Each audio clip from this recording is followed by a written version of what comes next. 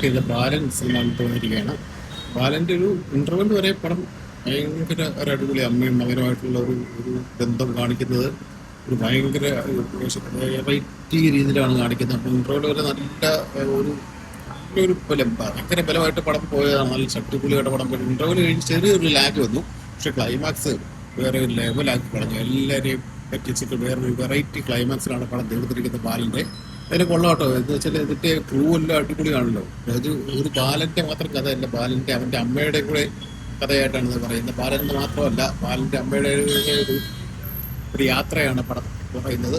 കുഴപ്പമില്ല, നന്നായിട്ട് ചെയ്തിട്ടുണ്ട് കേട്ടോ. മറ്റേ ചിദംബരം നന്നായിട്ട് ചെയ്തിട്ടുണ്ട്. ചിദംബരത്തിൻ്റെ ഒരു സൈലന്റ് പടം, വലിയ ബഹളമോ ആരവോ കാര്യങ്ങളൊന്നും ഇല്ലാതെ ഒരു സൈലന്റ് പടം. ബാക്കിയുള്ള ഒരു കൂട്ടുകാരുടെയും ജാനവനൊക്കെ ആണെങ്കിൽ ഒരു ആഘോഷത്തിന്റെ കഥയല്ലേ. അങ്ങനെയല്ല, ഒരു മകന്റെ ഒരു അമ്മയുടെ യാത്രയുടെ കഥയാണ്.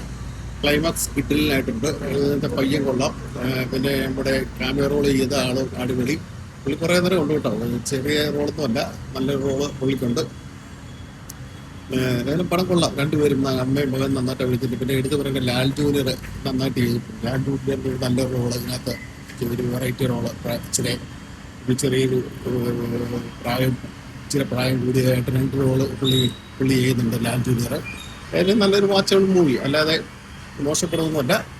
നല്ല വാച്ചബിൾ മൂവിയാണ്. പിന്നെ ഒരു ക്രൂ എല്ലാം അടിപൊളിയാണോ. ശ്രീശാമ, ഹർഷന്, ജിത്തുമാധവന്, അങ്ങനെയൊക്കെയുള്ള മലയാള സിനിമയുടെ മെയിൻ ആൾക്കാരാണല്ലോ പടം ചെയ്തിരിക്കുന്നത്. അതിനും പടം കൊള്ളാം, അടിപൊളിയായിട്ടുണ്ട്, ചെയ്തിട്ടുണ്ട്. ക്ലൈമാക്സ് കിഡിലിനായിട്ടുണ്ട്.